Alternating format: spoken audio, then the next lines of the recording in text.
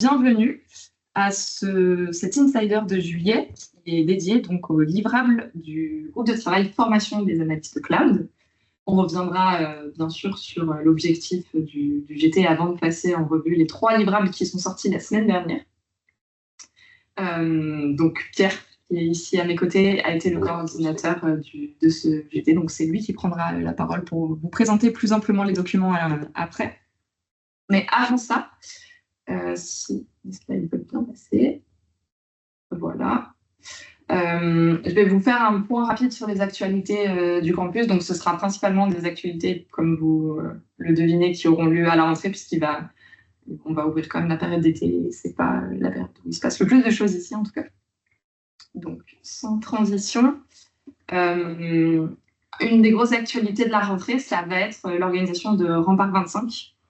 Donc, aujourd'hui, l'objectif qui a été affiché par l'ANSSI avec ce rempart-là, ça est de se connecter à l'ensemble des campus territoriaux. Et donc nous, on va aussi participer évidemment à l'exercice. Ça a lieu le 18 septembre. Donc je ne sais pas si vous êtes inscrits, je crois que les inscriptions sont déjà closes, mais sachez que le 18, il y aura ce gros exercice qui aura lieu ici au campus. Le 16 septembre, on a un événement qui va parler du coup de l'intelligence artificielle avec la DGSCGC et l'ENSOP, donc l'École nationale des sapeurs-pompiers, où on va parler du coup surtout de stratégie et des solutions souveraines en lien avec donc l'intelligence artificielle. Si ça vous intéresse, je pourrais aussi vous faire passer le lien d'inscription. Autre gros rendez-vous de la rentrée qui a déjà été annoncé, et vous avez certainement dû recevoir les communications, c'est la 3e édition du CyberEco, qui aura lieu le 2 octobre ici au campus cyber.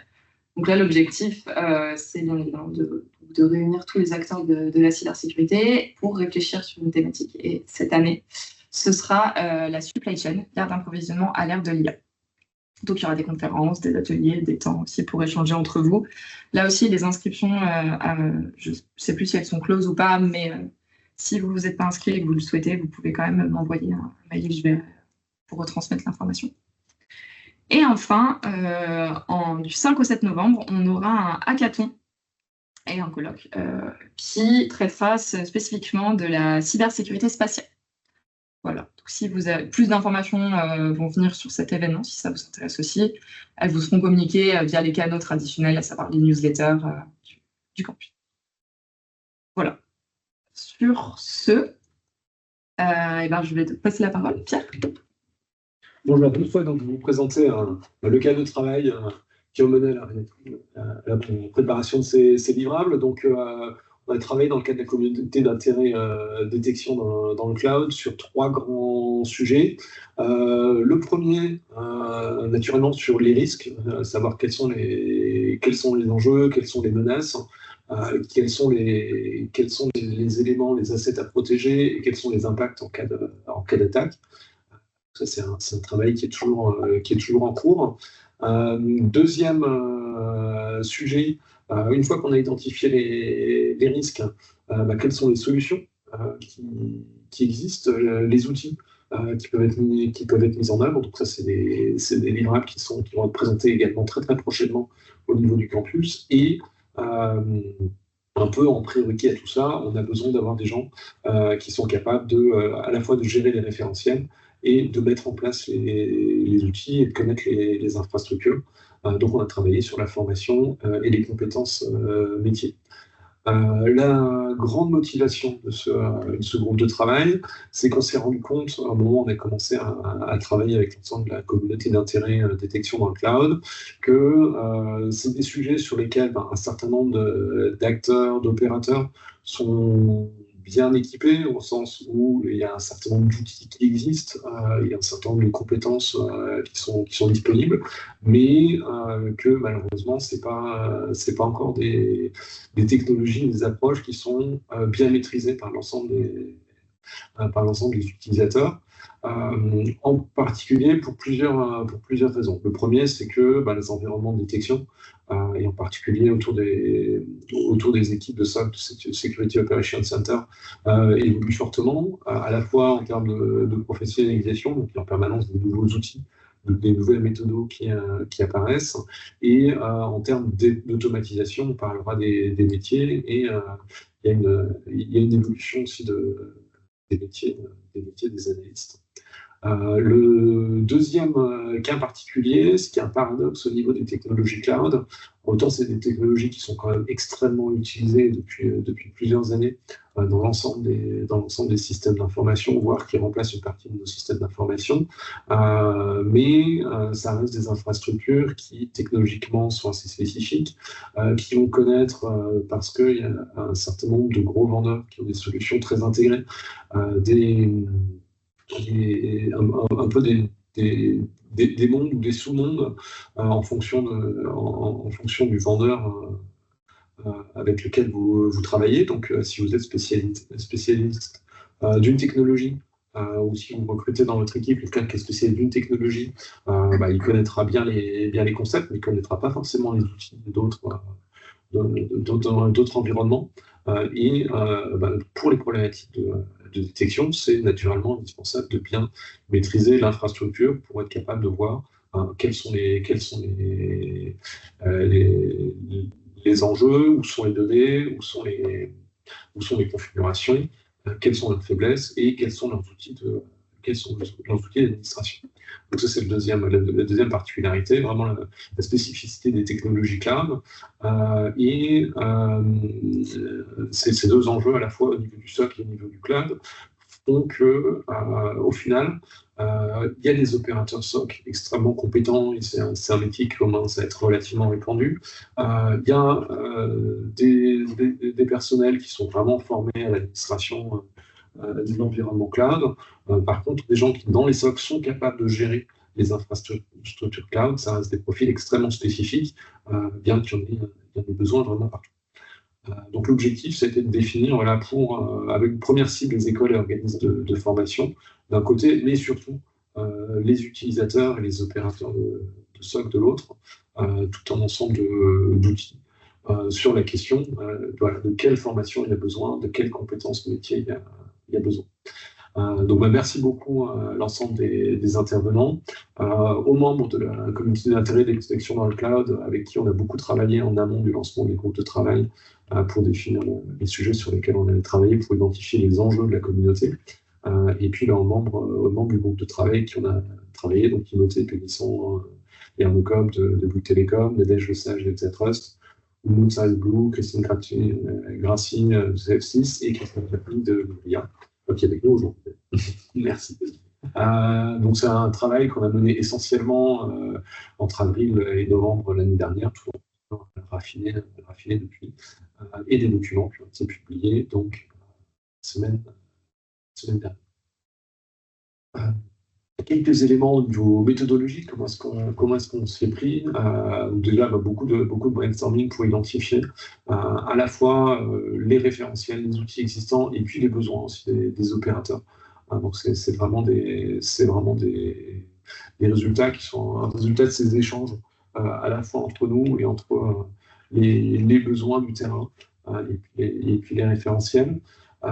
Les grands référentiels qu'on a utilisés, alors naturellement on est allé regarder les outils les plus techniques au niveau du cloud et d'autres sources externes. Donc c'est basé déjà sur les fiches métiers de l'ANSSI, donc analyse réponse aux incidents de sécurité, qui s'est avéré être vrai mais trop générique par rapport aux besoins qu'on a identifiés, et puis responsable du SOC et administrateur de solutions de sécurité, où on a, et puis je vous montrerai un peu les fiches spécialisées pour le cloud et pour le SOC et le cloud, mais qui restaient là, c'est là dans les grandes lignes tout à fait valable et tout à fait efficiente. Et puis deuxièmement aussi, on aime quand même toujours se référer aux travaux du campus, à la matrice de compétences du campus cyber, en particulier la colonne opérateur analyse stock. Quand on a commencé à regarder ça, on s'est dit, si on veut identifier les enjeux de détection d'attaque dans le cloud, en fait, on pourrait faire des modifications dans toutes les colonnes de la matrice, parce que à la fois sur les enjeux de détection, qui sont, j'ai un problème de sécurité, comment je vais pouvoir y répondre, avec quel avec quel personnel, ça concerne assez vite, si les crises sont un peu significatives, l'ensemble de nos métiers de la sécurité. Et l'évolution de l'infrastructure cloud a quand même des impacts, parce qu'on change la localisation des données, on change la manière de gérer les utilisateurs, de gérer les machines, donc ça a des impacts également sur beaucoup de nos métiers. Mais on a choisi vraiment de se focaliser sur ce métier d'opérateur analyste SOC qui était vraiment le plus pertinent. Et puis dans les recommandations du GT, suite à beaucoup de travail, beaucoup de séances de travail. Voilà, je vais passer maintenant à la présentation des livrables. Je vais vous montrer aussi sur le wiki du campus. Vous pouvez retrouver la page de la communauté d'intérêt, détection d'environnement cloud, sur le wiki du campus. Donc si vous êtes sur la page principale, wiki du studio des communs, vous descendez tout en bas, vous avez l'ensemble des communautés d'intérêt. Et au milieu, vous avez c'est une détection d'environnement cloud. Je ne vais pas reprendre les objectifs que je vais brosser rapidement. Et puis, on a donc les 3 groupes de travail, cartographie des risques, formation des analystes et panorama des solutions. Et là, vous trouvez les résultats avec les liens vers les livrables. Un peu tout à l'heure. Le premier livrable, c'est les fiches métiers. Le deuxième, et dans cet ordre-là, c'est des exercices de cadrage pour permettre d'accompagner les gens dans la formation. Et le troisième livrable, c'est un référentiel de compétences pour structurer justement la progression et identifier les différents sujets qui sont à la fois nécessaires pour former des personnes compétentes pour ces environnements et progressives pour pouvoir se développer et évoluer dans le métier. Donc l'objectif est vraiment de mettre à plat les compétences nécessaires aux analystes SOC en fonction de leur mission. Quand on parle d'analyste, on va identifier vraiment 3 niveaux. On va avoir un premier niveau qu'on va appeler N1, qui va être les personnes qui vont être en première ligne pour identifier les alertes, les traiter, les filtrer. Soit c'est des alertes relativement standards, les traiter directement, sauf si c'est si c'est des problèmes plus rares, remonter dans la chaîne et les transmettre à leurs collègues au niveau N2. Justement, les analystes SOC pour le cloud N2, l'objectif va être de faire des analyses plus poussées, aller chercher des données complémentaires, en plus des alertes standards qui sont remontées, aller faire de l'analyse de traces, aller faire un travail sur l'analyse de menaces également, pour vraiment prendre le temps de chercher des informations complémentaires pour caractériser des problèmes qui sont un peu moins courants. Quand cette démarche ne suffit pas, on va remonter à un niveau N3, on va avoir une démarche pour le coup beaucoup plus proactive. On va avoir des gens qui vont faire de la veille sur les technologies, les menaces qui affectent ces technologies, sur les nouveaux attaquants, sur les nouveaux canaux d'attaque, et y compris faire eux-mêmes des actions de ce qu'on va appeler donc le red teaming, des actions offensives pour identifier sur un environnement donné les vulnérabilités un peu théoriques en fonction des configurations, mais existantes en fonction de ce qu'ils voient sur le terrain. Et puis 2 métiers transverses. Un, le responsable du Security Operations Center, qui va chapeauter, s'assurer de la cohérence des processus, et puis l'administrateur technique, puisque quand on parle de SOC, on a souvent plus de 50 d'outils qui sont déployés, qui sont mis à disposition. On a des données qui viennent des différents services des organisations, du cloud, de l'infra, préviste. Et il va falloir les traiter. Et puis ensuite, il va falloir rediriger ces données vers des solutions de traitement d'alerte et d'autres services. Donc vraiment, les analystes, la structure et le management technique, l'environnement, et puis l'administration des solutions de sécurité. Donc les idées clés sur lesquelles on a abouti. Le premier, c'est d'avoir vraiment définir 3 niveaux d'expérience pour les analystes SOC qui ont se rendu compte que naturellement, il peut y avoir des choses, des tâches qui vont être communes et des compétences qui vont être transverses, mais qu'il y a une vraie logique, une vraie gradation entre ces niveaux 1, 2 et 3, et qui peuvent définir vraiment un chemin de montée en compétences. Et ce qui montre aussi que si vous voulez vraiment maîtriser l'ensemble de l'environnement au niveau N3, c'est indispensable d'avoir les briques pour le N1 et le N2, même si les tâches au quotidien peuvent être différentes. Et puis, un deuxième élément, une deuxième idée clé, c'est que les environnements au niveau du cloud, entre des environnements qui sont communs, qui vont être vraiment très présents dans toutes nos organisations, mais avec des infrastructures, des solutions technologiques à surveiller et des outils de détection qui vont être extrêmement spécifiques, que ce soit des outils techniques, des outils de remontée de données, de remontée de traces ou les référentiels. Voilà, j'ai coutume à balayer les 3 fiches et puis après on rentrera un peu dans le détail, je vous montrerai le contenu des documents. Deuxième élément sur les exercices de cadrage. Donc l'objectif, voilà, c'est vraiment de lister les pratiques si on veut faire monter les gens en compétences ou bien maintenir les compétences s'il y a des nouvelles technologies, des évolutions d'infrastructures. On voulait vraiment lister des pratiques qu'on puisse créer sous forme de pratiques encadrées, de travaux pratiques dans des formations pour la formation des professionnels, pour les environnements cloud. Donc identifier à la fois pour chacun des 3 niveaux des outils et des actions, des compétences, des savoir-faire qui vont être utiles. Et puis un exercice transversal qui va permettre d'avoir un scénario Red Team, Blue Team, avec la partie attaque qui va être celle qu'on va retrouver également au niveau 3, mais qui va permettre de générer aussi les alertes et les attaques, et puis Blue Team sur les gens qui vont être sur la partie posture de défense.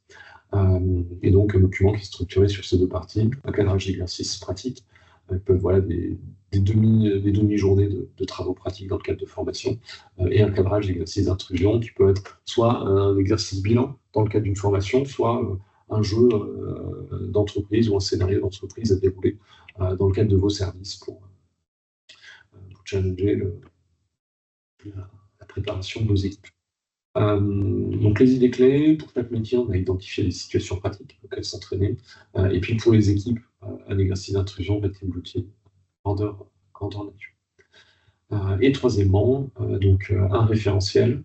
L'objectif est de proposer une liste exhaustive des compétences nécessaires pour les analystes cloud sur à la fois des compétences cœur de métier, qui vont être vraiment les compétences technologiques, et sur toute la chaîne de traitement, de je suis capable d'aller superviser mes machines, de récupérer les données, mais également de les traiter, d'aller chercher des informations complémentaires, de caractériser les vulnérabilités, mais aussi d'aller chercher, de connaître mon infrastructure, d'aller faire des actions de Red Team, des actions offensives pour identifier des nouvelles vulnérabilités jusqu'aux actions transverses.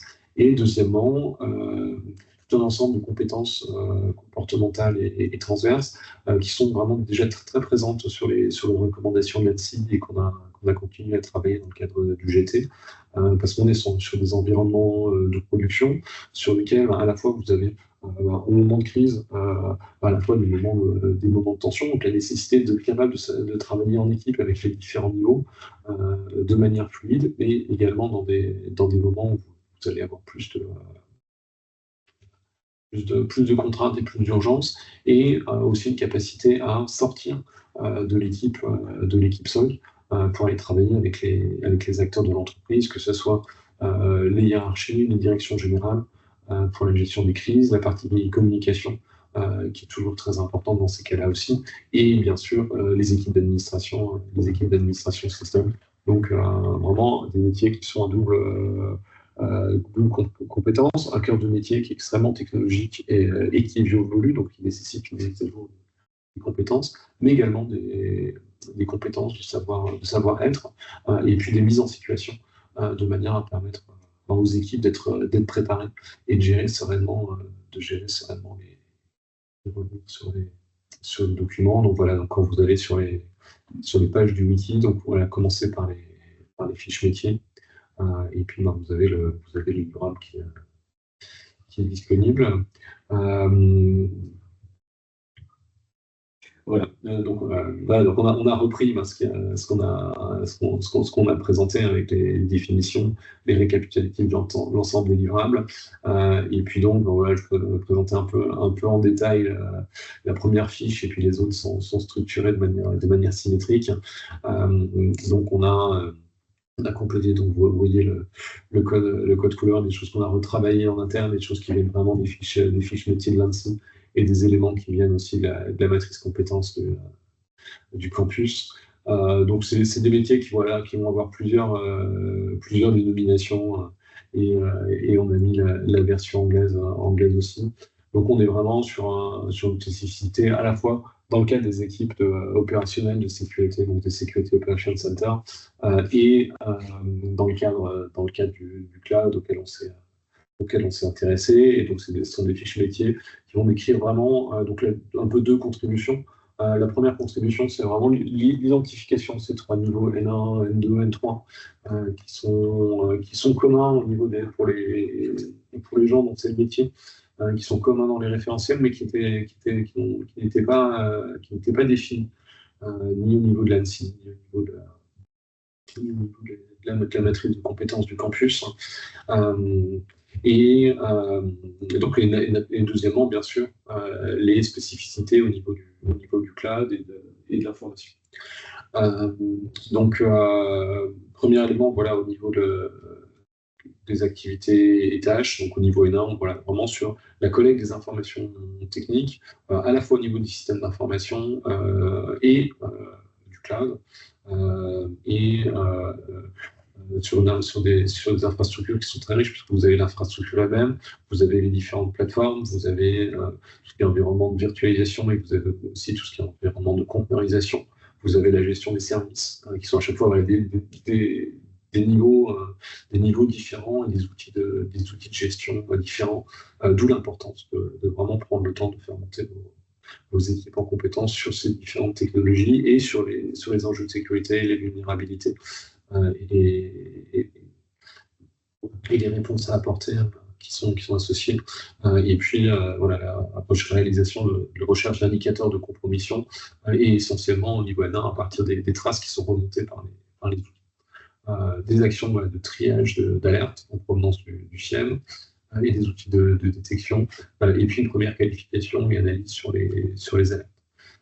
Typiquement, ça va être des métiers qui peuvent être accessibles, des formations plus 3 avec spécialisation en cybersécurité. Il peut y avoir des gens qui arrivent à ce métier par des métiers opérationnels d'exploitants de solutions de sécurité, avec déjà une connaissance des environnements. Et puis, en prérequis technique, vraiment une connaissance des concepts fondamentaux du cloud, pour pouvoir être capable de naviguer dans ces environnements complexes, et en particulier voilà, pour des gens qui ont été vraiment formés à la cyber. Ils ont été très, très probablement sensibilisés, mais pas forcément formés en termes de compétences. Donc, deuxième partie de la fiche métier, donc on identifie vraiment les compétences cœur de métier. Donc là, sur le côté gestion du système d'information, pour être capable d'identifier des vulnérabilités, on a besoin d'être capable de connaître les infrastructures qu'on supervise, donc maîtriser le système d'information et la partie cloud, mais connaître les architectures, connaître les outils de supervision, et être capable de développer des outils, de développer des scripts pour cette gestion. Ce sont des outils qui ensuite vont générer des logs, qui est un peu le cœur de l'action sur l'analyse cloud au niveau N1, analyser les flux réseau d'un côté, analyser les flux systèmes, analyser les traces d'attaque après incident, et puis être capable également de mettre en place, d'analyser et de faire le lien, de corréler entre les journaux, avec des outils et des formats qui peuvent être variés. Et le troisième élément, ça va être la partie gestion des vulnérabilités. Évaluer les environnements, évaluer leur configuration, identifier les vulnérabilités, réaliser les audits techniques de sécurité. Donc vraiment ces trois volets, à la fois bien connaître l'infrastructure, bien connaître les traces qui sont remontées et bien connaître technologiquement les vulnérabilités associées. Des compétences comportementales transverses qui sont critiques, agir avec rigueur et éthique. Naturellement, on a des traces, on a accès à une grande partie du système d'information et pour être capable de mener des actions, de caractériser les attaques et potentiellement, si ça escalade, de mener des actions légales. Il faut que les process soient extrêmement bien cadrés et menés extrêmement rigoureuse.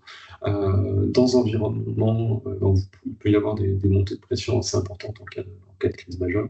Et puis la collaboration au sein d'une équipe sont des métiers extrêmement techniques, mais sur lesquels on va avoir des interlocuteurs assez nombreux, que ce soit au sein de l'équipe du SOC ou au niveau de l'infrastructure.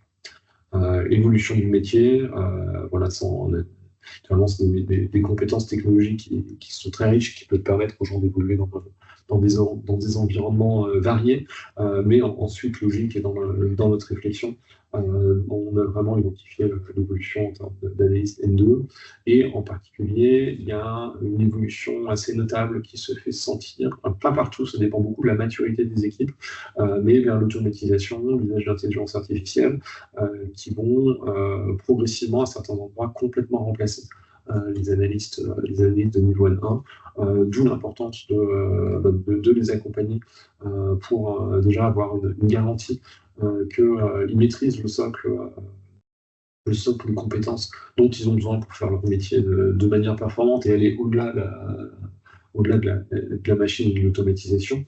Et puis deuxièmement, pour qu'ils aient les prérequis et une capacité à monter en compétence sur des missions plus.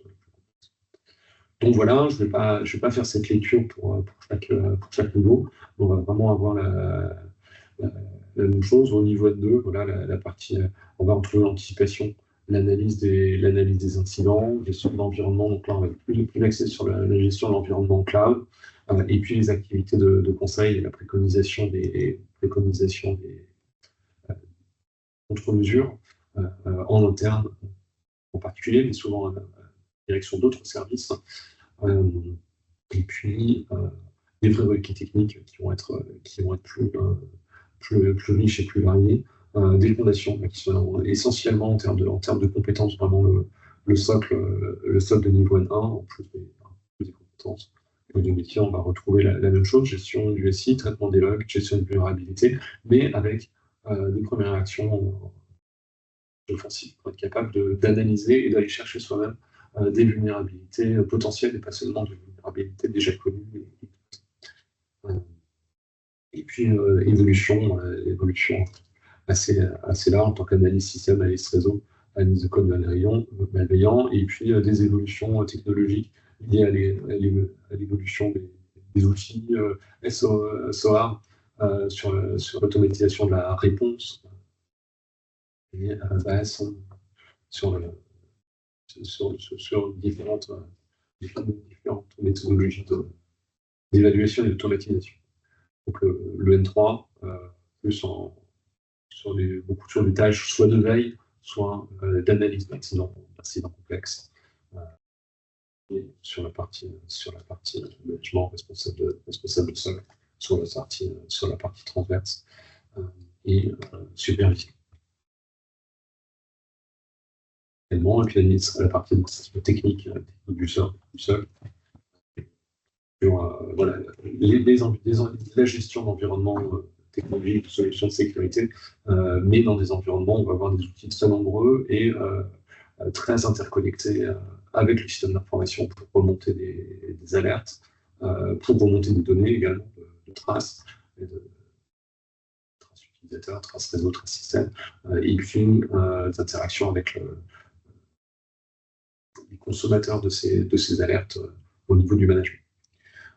Donc voilà sur ces fiches métiers. Deuxième livrable sur le cadrage d'exercice, et puis on va garder du temps pour les échanges. Je passerai assez rapidement. Donc sur le cadrage des exercices, l'objectif c'est de vraiment d'identifier pour les différents métiers quels sont les travaux pratiques, au-delà des compétences qui sont spécifiques, qu'on a bien travaillé, qui sont très opérationnelles, mais qui peuvent rester un peu abstraites et nombreuses, et donc à 360 degrés. On regarde, quand même identifier un certain nombre de situations métiers qui ont vocation à être très structurantes dans les formations. Donc voilà, au niveau N1, l'analyse de trame réseau, l'analyse de log système, interprétation des messages d'erreur des différents sources web, virtualisation, mais également ciel et outils de supervision, et sur la partie infrastructure, mise en place de ces infrastructures pour les connaître. Au niveau N2, donc tout l'environnement cloud, à la fois au niveau outils d'administration du cloud et utilisation de cloud security platform management, CSPM, et puis les spécificités des règles de détection autour du cloud, au-delà des règles de détection des systèmes d'information plus historiques, je veux dire. Et puis au niveau N3, plus sur des études transverses, des études de cas, de la recherche de menaces, threat hunting, et puis des exercices à faire autour de la réponse et l'action sur les incidents cloud. Et puis on a identifier des missions similaires sur les responsables cloud, sur les administrateurs techniques, par rapport à leurs tâches, aux actions de gestion d'équipe, aux actions de gestion de crise et aux actions de gestion des technologies. Deuxièmement, on a également défini un exercice d'intrusion plus global, qui peut donc être joué à la fois dans les entreprises et dans les organisations, comme exercice d'évaluation et de maintien en conditions opérationnelles des équipes et de la capacité de réaction, ou bien comme exercice un peu bilan dans le cadre de formation.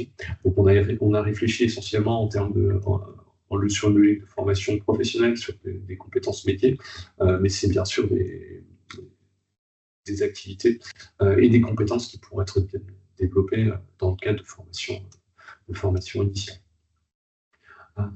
Avec un jeu Red Team, Blue Team, dans lequel naturellement on va avoir une équipe qui va chercher à la fois à mener une intrusion au niveau du système et à masquer ses traces, et puis les outils de défense qui vont être dans le rôle du Security Operations Center, utiliser les traces, mais aussi utiliser leur capacité à intervenir sur les systèmes, sur les infrastructures cloud, sur les infrastructures on-prem, pour aller identifier, caractériser et puis contrer les menaces. Donc, c'est un peu les outils qui peuvent être sur lesquels on peut insister, sur lesquels on peut centrer le scénario ou des variantes de ce scénario-là sur du social engineering, du phishing ou technologique au niveau du paquet réseau en termes de système. Des travaux autour de l'usine qui peuvent donner une teinte particulière aussi à un exercice de ce type.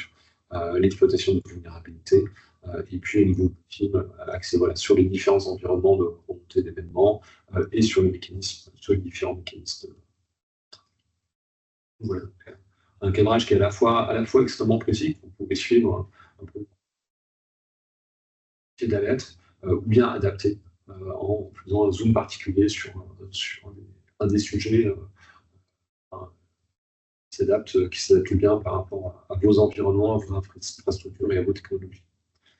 Et le dernier élément, ça va être le référentiel de certification sur lequel on a projeté donc, les compétences, qui sont celles des compétences définies chez métier, sur les niveaux N1, N2, N3. On n'a pas jugé pertinent de le faire pour les administrateurs de solutions de sécurité SOC et pour les managers de SOC, dans la mesure où les fiches métiers étaient quand même dans leurs compétences relativement proches des fiches métiers originales de l'ANSSI. et de la lecture qu'on avait fait le campus dans la matrice de compétences. Et donc, on va retrouver, en termes de priorité, donc on a les différents sujets, par exemple, la gestion du système d'information, priorité 1, 2, 3 pour identifier un ordre, donc là, au niveau N1, l'ordre des modules. Voilà, déjà, connaître le système d'information, ensuite, utiliser les outils de supervision, et ensuite, une fois qu'on connaît ces environnements-là, être capable de les administrer, de réaliser des scripts.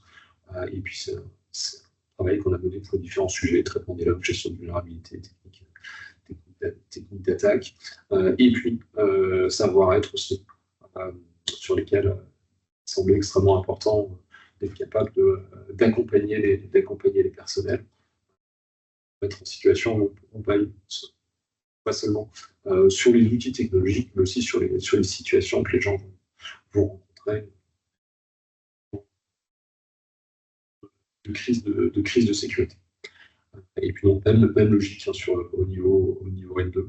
Donc, l'idée, c'est, voilà, si vous voulez déployer une formation complète, assurez-vous que les briques fondamentales sont maîtrisées, ou bien posez à vos stagiaires de traiter ces briques fondamentales préalables avant de monter en compétences, puisque les compétences qu'on a identifiées là, au N2, sont vraiment celles qui vont compléter les compétences niveau N1, et même logique pour le niveau N3.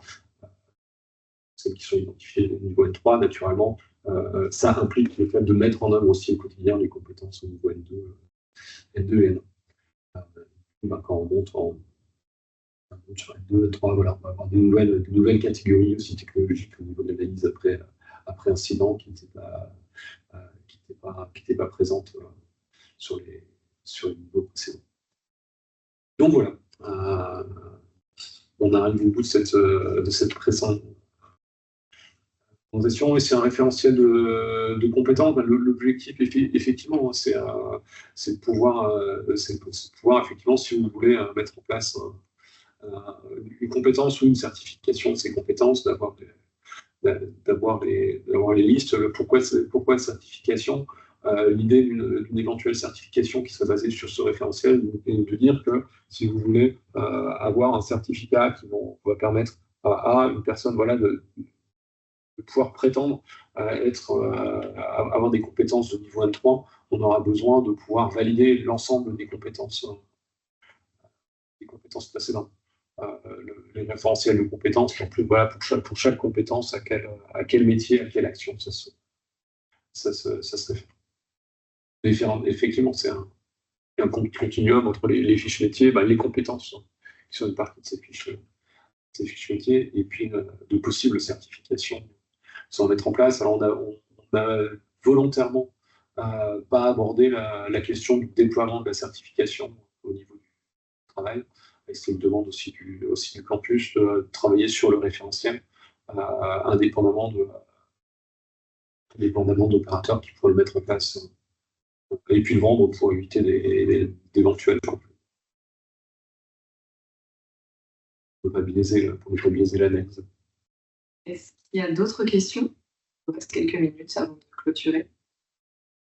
Merci à vous pour votre écoute. Bon après-midi à tous, et puis à très bientôt, et bonnes vacances pour ceux qui en prennent bientôt. Merci à tous, bonne journée. Au revoir.